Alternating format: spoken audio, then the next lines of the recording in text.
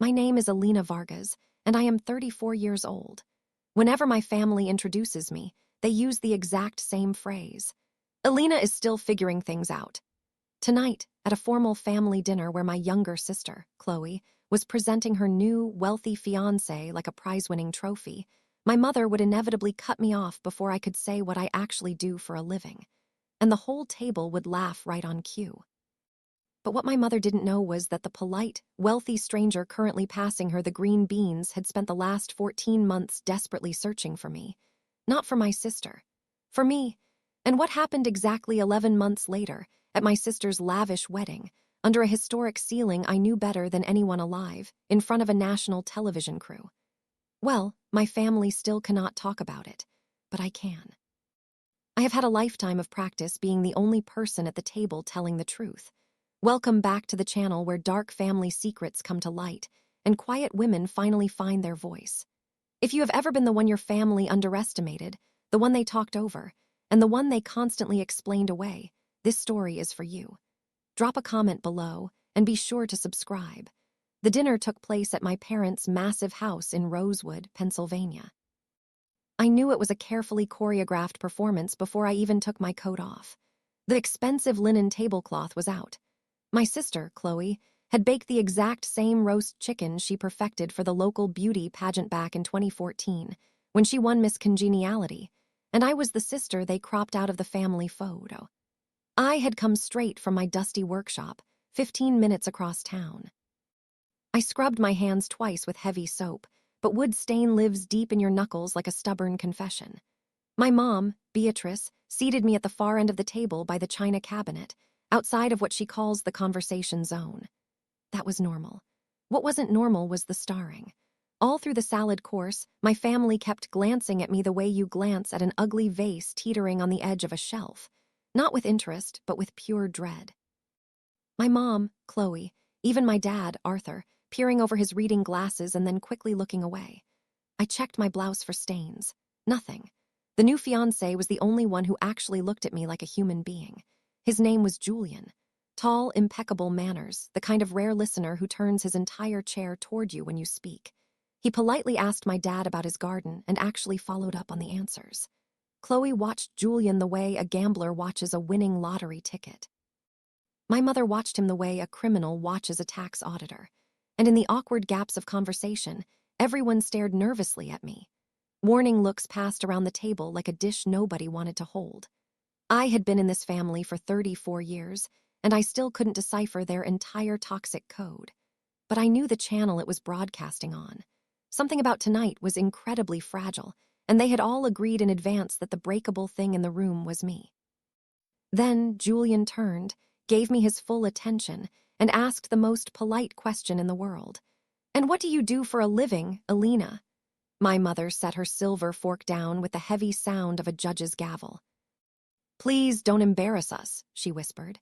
She said it lightly, brightly, the exact same way you would ask for more wine. And that is exactly what made it land like a physical slap across the face. This wasn't anger, it was procedure. The entire table laughed, not cruel laughter which somehow would have been kinder. It was rehearsed, nervous laughter. The laughter of people who had heard this exact script before and knew their cues. My aunt tittered into her napkin. My dad suddenly found his chicken fascinating. And my sister, glowing, radiant, inches away from landing the perfect rich husband, leaned toward me with her flawless camera smile and whispered, "Maybe just lie this time, Alina, so you don't sound so pathetic." More laughter. Warmer now. Relieved. The ugly vase had been moved safely back from the edge of the shelf. Julian didn't laugh. I noticed that even then. He looked from my sister, to my mother, to me, the way a trapped man checks a room for emergency exits. I sat there with my stained hands in my lap, and I did the exact thing I have done at that table since I was 22 years old. I smiled. I counted silently to 10, the exact same way I count brush strokes when I'm applying a delicate wood finish. Even pressure, no gouges. Any other year, that would have been the whole sad story. Smile, past the green beans, drive back to my lonely workshop, and talk to the antique furniture. The furniture is far more polite.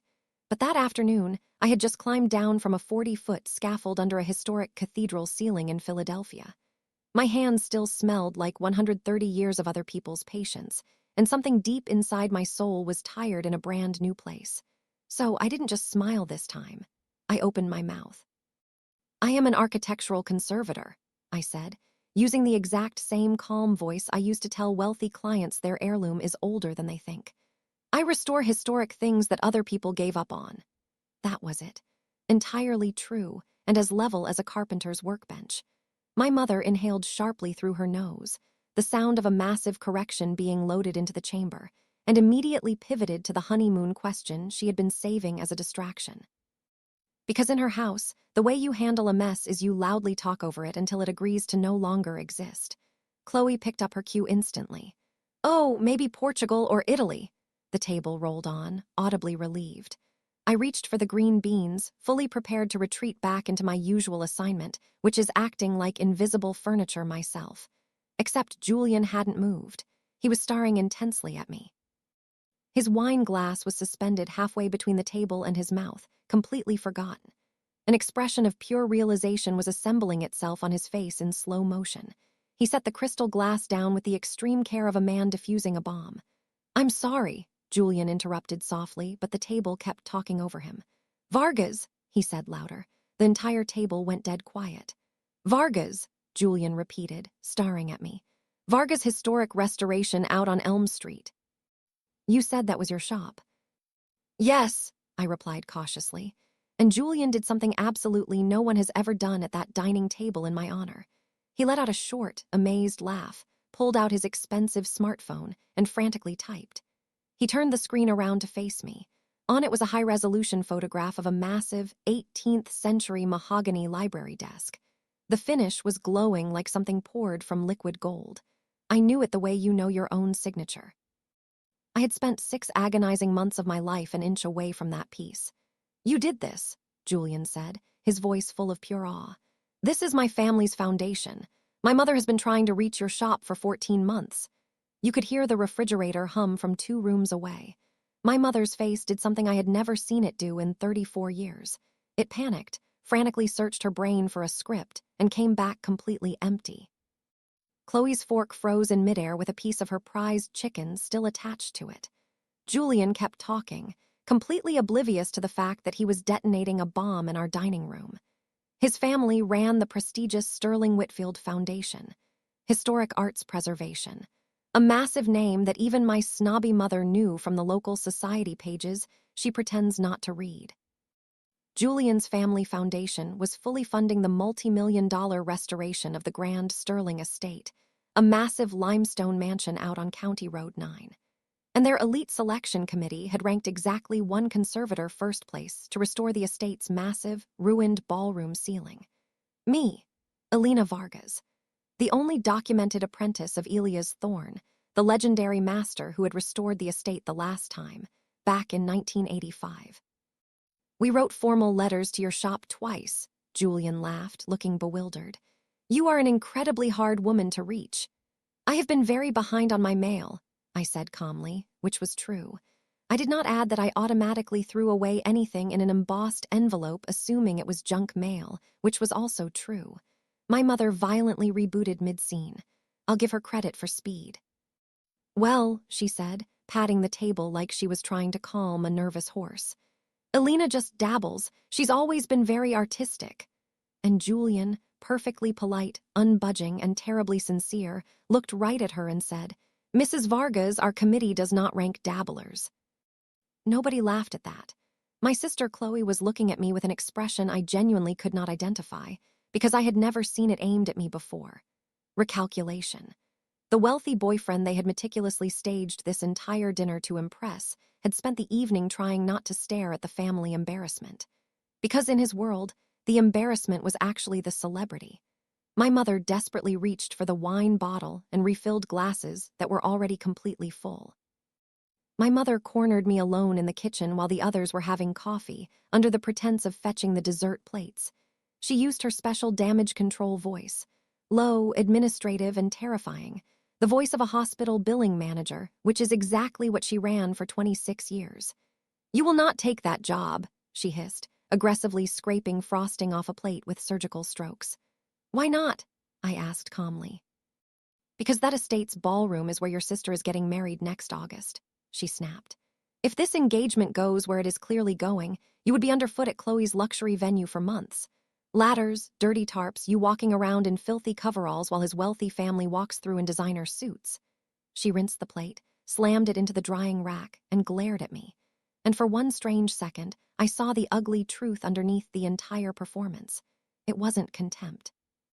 It was pure fear. This wedding is the social merger of a lifetime, she whispered fiercely. This event is bigger than your little hobby, Alina. One wrong impression and wealthy people decide things about a family. That is all it takes. One. And there it was. Her entire operating system laid bare on the granite kitchen counter. She had never once asked if I was actually good at my job, because good wasn't the metric she cared about. Explainable was the metric. A daughter showing up to a high society venue in dirty work coveralls was a massive social liability, no matter what miracles her hands could raise from the dead.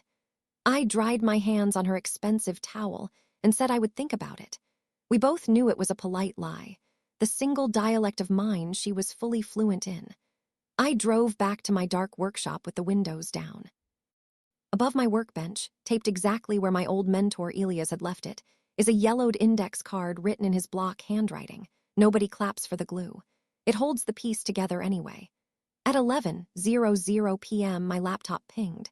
It was Julian's mother, the Sterling Whitfield Preservation Trust, a formal invitation to consult on a $50,000 restoration contract. Subject line, the ballroom ceiling. I read it 3 times and I slept like a stone. Chloe called me the next morning. Half fake apology, half aggressive audit. She demanded to know why I had made it weird at dinner, which is our family's phrase for telling the truth in a room built on lies. And in the tangled mess of her complaining, the awkward staring at the dinner table finally got explained. They had briefed Julian. Before I ever walked through the front door, my mother had prepared Julian the exact same way you prep a guest for a dog that aggressively bites. Alina is between things. Alina is a bit lost in life. Don't ask her too much about her career. It's a very sore subject. That is why the entire table had spent the salad course watching me like an unpredictable storm. They were waiting to see if my mother's fake story would hold. I was a managed risk at my own family's dining table. It wasn't meant to be mean, Chloe insisted defensively. Mom just wanted the night to go flawlessly. Julian's family is. You don't understand what they are like, Alina. Everything matters with these wealthy people. It sounds exhausting, I said softly. Everything mattering. She laughed before she remembered that we weren't close enough to share a joke. Then she went dead quiet, and in that quiet she delivered the truest, most brutal thing anyone in my family has ever said to me. You weren't supposed to matter last night. I heard her hear it, the little panicked intake of breath on the phone. I didn't mean it like that, Elle. I looked across the dusty workshop at Elia's index card taped above the bench, the glue that holds anyway, and I felt my sister's brutal sentence settle into place like a perfect dovetail joint. Snug, permanent, and load-bearing. It perfectly explained 34 years of my life in a handful of words. Nobody ever means it, I said calmly. That is the whole problem. I told her congratulations on the engagement again, meant it, and hung up. Then I opened the foundation's email and typed the 4 words I had been circling all night long. I would be honored. You should know how I got here, because my mother's version of the story has me wandering off a sensible, respectable path into the dark woods of failure. At 18, I did 1 single semester of accounting at the local community college, picked solely because my mother gave a terrifying speech about health insurance and her framed idea of a daughter sitting respectably behind a corporate desk. That October, our church hired an old man to fix a massive, water-damaged altar rail. I stayed after choir practice to watch him work. His name was Elias Thorne. He was 71 years old, with hands like gnarled tree roots, and he touched that ruined mahogany with the exact way paramedics touch dying people. I asked him if the piece was hopeless. He smiled softly and said, "Nothing is hopeless, kid. Some things are just waiting around for somebody patient." I dropped out of accounting by Thanksgiving.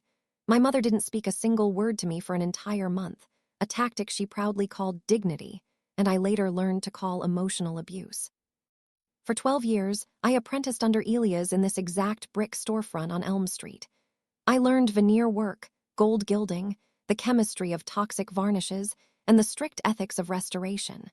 First, Do absolutely nothing you cannot easily undo. Elias died 2 winters ago at 85.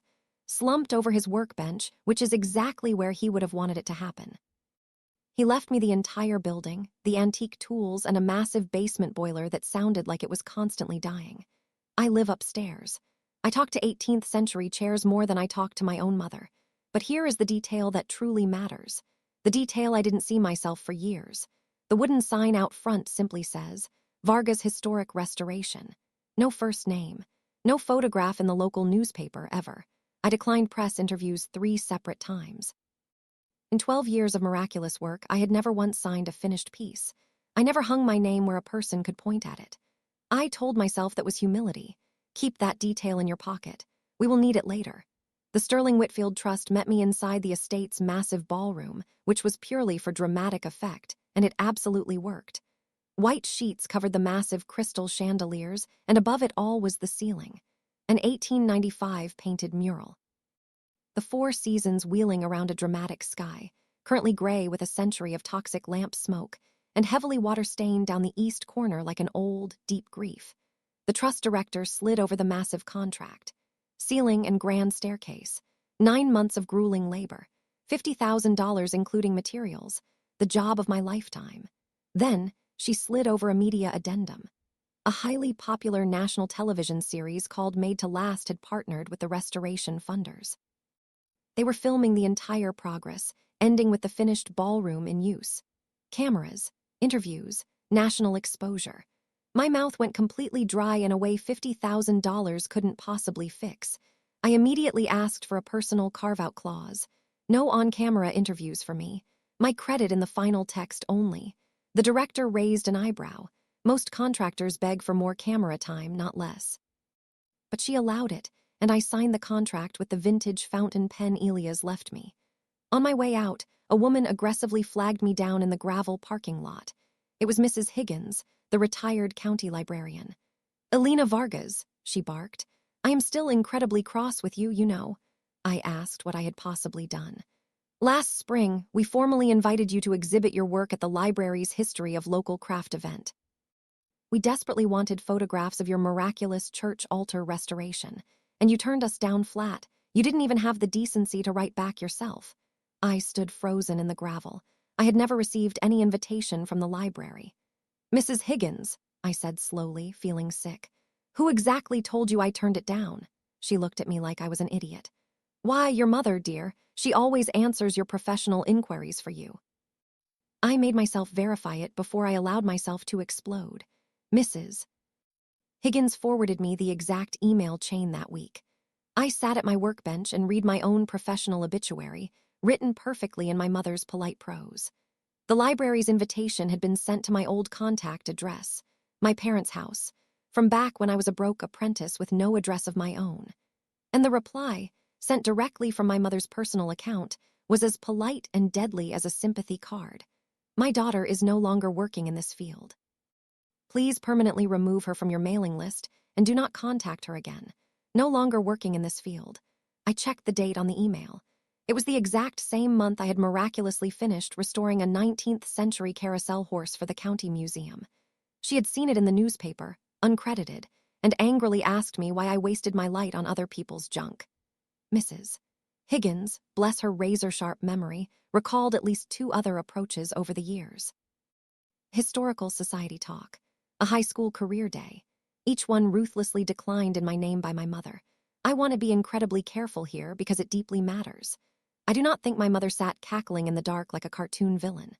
I think she truly believed she was steering a wayward, embarrassing daughter away from potholes. Every professional door she slammed shut was, in her toxic arithmetic, one less chance for me to stand in public wearing dirty coveralls and shame the family name. That is exactly what made it so much worse. Malice you can argue with, but toxic arithmetic just keeps running. I sat there for a long time with the dark shop quiet around me, all those rescued, beautiful objects listening, and I understood the entire shape of my own life for the very first time. My mother didn't hide me from the world. She hid the world from me, and she called it good housekeeping. I didn't call her to scream. There was no version of that phone call where anyone heard a massive crack and thought to reinforce it. Instead, I went to work under a sky somebody painted in 1895, and I started climbing the scaffolding. The massive steel scaffolding went up in the estate ballroom on a Tuesday in November.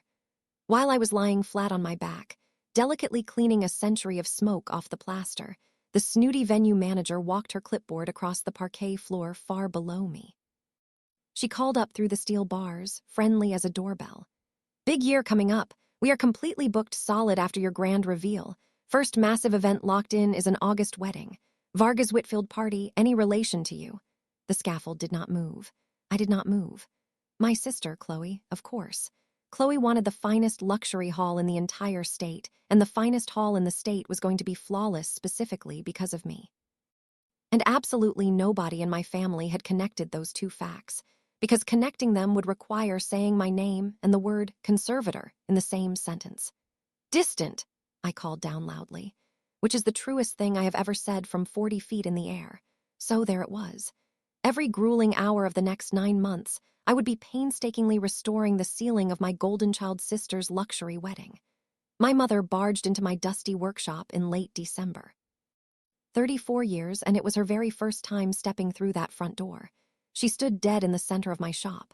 The racked lumber, the massive wall of iron clamps, 12 years of stunning resurrections. And she looked at absolutely none of it. She stood the way you stand in a dirty bus terminal. Expensive coat on, designer purse held tightly in both hands. A woman violently refusing to check her baggage into my life. "I'll get straight to it," she snapped. "Withdraw from the estate contract immediately. I will write you a personal check for $30,000 today. Consider it a smart business decision." I stared at her. $30,000 to not exist at my sister's wedding.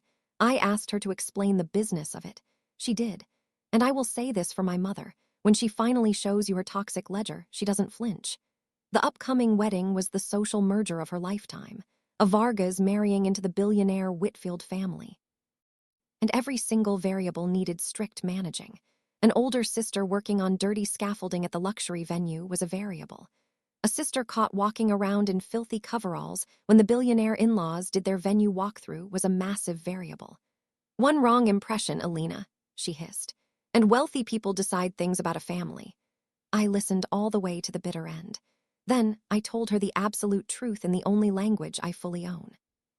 "This one isn't reversible, Mom," I said coldly.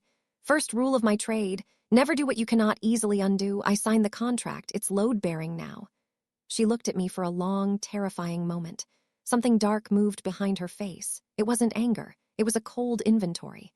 At the door, she paused with her manicured hand on the heavy wood frame. "Then stay off the ladders in August," she threatened, and walked out. The cheerful bell over the door rang bright and stupid into the quiet shop. The heavy cream-stock wedding invitation arrived in March, and 2 days later the phone call with my mother's strict terms. The Whitfields would be hosting wealthy relatives from 3 different states. The famous magazine photographer was booked for the rehearsal walkthrough, and I would attend the wedding as a guest, but only as Chloe's sister, who was currently between jobs. "It's just simpler, Alina," she demanded over the phone. "For one evening, you will smile and say you are between jobs. Do not embarrass us twice." I stood in my shop, looking at the wall where 12 years of other people's broken treasures had gotten their names and dignity back. Every toxic family has a currency, and mine paid exclusively in one coin, being no trouble. I had been incredibly rich in it my whole life. All I had to do was stay rich for one more evening. Instead, I looked at the RSVP card with its 2 little checkboxes and its blank line for names. I grabbed my good ink pen, and in my steadiest, boldest lettering I wrote, "Alina Vargas, lead conservator, the Grand Sterling Estate, attending." No +1, no fake explanation, just the brutal truth in a single line. I walked it to the blue mailbox on the corner that exact same hour so I couldn't reconsider. When the metal lid clanged shut, it sounded exactly like a coffin closing. There are cracks you can steam out of wood, and cracks you can't. I stood on the corner in the freezing March wind and understood calmly that I had just made the second kind. My mother received the truth by mail. She did not call to scream. Her silence had a terrifying size to it. In June, the producer from the Made to Last television series came to the estate to schedule the massive finale segment. A kind man with a gray ponytail and a television producer's sheer ruthlessness. The series wanted the Grand Hall looking alive. The first massive event on the books after the final safety inspection was the August wedding, and the Trust's media clause fully covered filming venue events. He was already talking about massive crane shots. I nervously reminded him of my contract carve-out. No personal on-camera interviews. He didn't argue. He did something much worse. He was honest. "We will completely respect that, Ms. Vargas," he said softly, "but understand exactly what it means. We film the ceiling either way. The story airs to millions of people either way. Your name is in the Trust documents and the television credits. That part isn't yours to hide anymore. The only thing you control now is whether the person in the story is just a name on a black screen or a proud woman standing under her own masterpiece." He let that sit in the air, then added gently the sentence that haunted me for a month. "In my experience, when the subject refuses to speak, someone else always will. Stories don't stay unnarrated, Alina. They just change narrators." I climbed back up the scaffold after he left. All my life, I had told myself that my invisibility was humility. But invisibility isn't a neutral act. It's a vacancy, and vacancies always get filled by someone else. My mother had been falsely narrating my life for 34 years to librarians, historical societies, and future in-laws, and I had held the latter for her by saying nothing. I could keep hiding from the cameras, but I could not keep hiding from the name I had finally learned to sign. The night before the wedding, my phone buzzed in the dark hall. It was the TV producer. "Heads up. Someone from your family called the network this afternoon, introduced herself as the family spokesperson, demanded to preview our interview questions." I stood under the ceiling with the phone glowing in my hand. Of course she had. Toxic narrators don't retire. They have to be aggressively replaced. The producer had declined her completely. Network policy. But my mother had called a national television network to desperately manage my footage. And the only thing she had accomplished was making sure I was ready for war. Wedding morning was incredibly blue and merciless. The kind of perfect August day that expensive photographers pray to. I put on a stunning, sea-glass green dress, the only nice thing I own that has never been within 10 feet of a varnish pot. I looked in the mirror over Elia's old wash basin, not between jobs, not a bit lost. A proud woman with 9 grueling months of a historic ceiling in her aching shoulders, and her own name freshly cut into a bronze plaque by the ballroom doors. I drove to my sister's luxury wedding to find out exactly who I was. Here is what I will say about the wedding. It was breathtaking. The hall was drowning in expensive white lilies. And when Chloe came down the grand staircase, my staircase, every wooden baluster of which I had sanded and cradled like a patient, even I forgot the staircase. She was radiant. My mother ran the massive event like an orchestra conductor.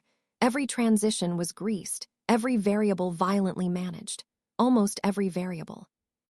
Because throughout the ceremony and into the reception, quietly on long lenses from the upper gallery, the made-to-last television crew was filming the room. And the room, my room, was performing beautifully over all our heads. Wealthy guests kept looking up in awe. Whitfield cousins from 3 different states were whispering, asking each other who the brilliant artist was. And somewhere behind the massive cake table, there was now a bronze plaque. Ceiling and staircase restoration. E. Vargas and Studio. 2026. Julian's billionaire mother, Vivian Whitfield, raised her champagne glass to me across 40 feet of parquet floor, a toast the size of a massive secret. And I watched the TV producer notice that toast, track it back to me, and check his watch. He came to my table between the toasts, crouched by my chair, and whispered, "Lights go on in 10 minutes. One final segment. The restorer standing under the restored ceiling. The Trust confirmed to the network that you are in the room. You can decline and we shoot the ceiling without you, but I'd be lying if I said it would be the same film." I opened my mouth to speak, but a hand violently closed on my elbow. Warm, manicured, absolute. My mother, flashing her terrifying hostess smile at the producer. "Excuse us. She is desperately needed for family photos." She aggressively steered me through a hidden service door into the dark back hallway by the catering kitchen, where the expensive flowers give way to rusty fire extinguishers and the ugly truth of any venue lives. She turned to me, and the fake smile fell off like a cheap price tag. "Not tonight, do not embarrass us." The old, suffocating sentence. And this time my mother, who never negotiates, actually negotiated, which is how I knew she was absolutely terrified. You step into that camera light in your little green dress and you tell them your dirty trade at your sister's wedding and you make this whole spectacular night about you. You do that. And do not ever come to Sunday dinner again. I mean it, Alina. I have never meant anything more. There it was. The full, brutal price printed clearly. No hidden fees. The family, such as it was, versus my name, such as I had built it. The kitchen door thumped behind a waiter. Somewhere in the ballroom, 180 wealthy people were finishing their salmon under my painted sky. I didn't raise my voice. I had rehearsed versions of this fight where I was devastating, but standing in the actual hallway, I wanted none of them. I finally understand what you have been running from my whole life, Mom, I said softly. But I am not the embarrassment you need me to be. I am the ceiling. I am the beautiful thing this entire county is sitting under tonight, looking up at in awe. Her vicious grip on my elbow loosened. Not to release me, but recalibrating. And then my mother did the last toxic thing in her arsenal. She played the victim, her eyes filled with fake tears. Respectable is all I have, Alina. It is all I ever had. I know, I said, and I meant it as tenderly as anything I've ever said. I am giving it back to you, all of it. I am only taking my name. I lifted her hand off my elbow the way I lift an iron clamp when the glue has finally set. No yank, no drama. A quarter turn and it simply lets go. I walked toward the service door behind me. You will regret this, she hissed into the dark hallway. And for the first time in my life, it sounded less like a curse and more like a terrified question. I pushed the heavy door open and walked directly into the blinding television lights. The TV crew killed the party uplights on the dance floor and brought up the massive ceiling wash. 180 conversations rolled to a dead stop as an 1895 painted sky ignited over the reception. People who had been eating under it for 2 hours saw it for the very first time. And into that massive hush, the television host asked me softly, with a microphone aimed at my face, "And who are you?" "I am Alina Vargas," I said, my voice echoing across the ballroom. "I restored the ceiling. It took 9 months and 130 years. A ripple of awe washed through the wealthy crowd. The host asked me what the work was really about, underneath all the toxic chemicals. And I gave him Elia's lesson because the truth is, I've only ever had the one sermon. My master teacher used to say, we don't hide the cracks, we make them strong enough to hold. Everything up there has failed at least once in its life. That isn't the shameful part, that is the load-bearing part. I watched that sentence land on faces, on the trust director, on Julian's billionaire mother, on my sister, Chloe, standing in her white dress with her hands covering her mouth in pure shock. And then came the question I had been bracing for since the dark hallway.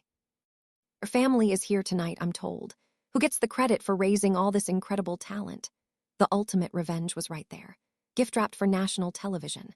One single sentence about a mother who stole my opportunities and answered emails in my name to hide me.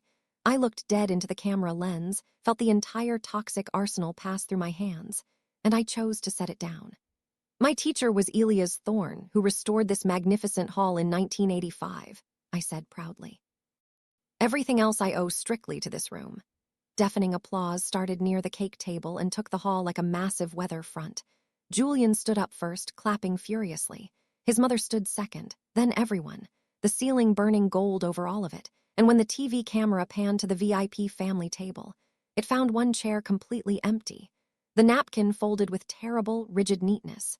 My mother had fled the room before the lights even came up. She missed the cake. But she missed her own triumph, is the saddest thing. The society wedding of the decade, executed to the absolute minute, and the final minute belonged entirely to the daughter she tried to erase. The made-to-last segment aired in the spring. 11 minutes of a stunning ceiling, and 40 seconds of a woman in a green dress telling the absolute truth about cracks holding together. Here is the aftermath. My restoration shop is completely booked out for 3 solid years. I hired 2 eager apprentices. The massive basement boiler is brand new. I paid for it entirely myself with television money. My toxic family did not collapse because families like mine don't collapse. They rebrand. My mother goes to the same church, sits in the same pew, and loudly brags to the same women that her successful daughter works with elite museums. The wedding is proudly described as being featured on national television, with the source of the featuring left gracefully vague. The manipulative force my mother serves didn't die at that wedding. It just updated its slogans. What changed is that it doesn't run me anymore. Sunday dinners go on without me. And the strangest, most beautiful discovery of my year was that I am no longer hungry at that hour. I am Alina Vargas, 35 now. And this year, when ignorant strangers ask what I do, there is a bronze plaque, a national broadcast, and a booked calendar that answers long before I even can. But I answer anyway, out loud, first person, every single time. If I have learned one thing worth the massive price I paid for it, it is this. You can spend your entire life quietly waiting for your toxic family to say your name right. Or you can aggressively sign it yourself and let the work say the rest. If this story stayed with you, the dinner where they told her to lie, the historic ceiling she brought back to life, the chair that sat empty when her name finally rang out, share it with someone whose hard work goes completely unseen. And if you believe that quiet skill ultimately outlasts loud, toxic opinions, subscribe to the Last Chapter Stories. There is a new story every week about quiet women finding their voice, and one of them might just sound exactly like yours.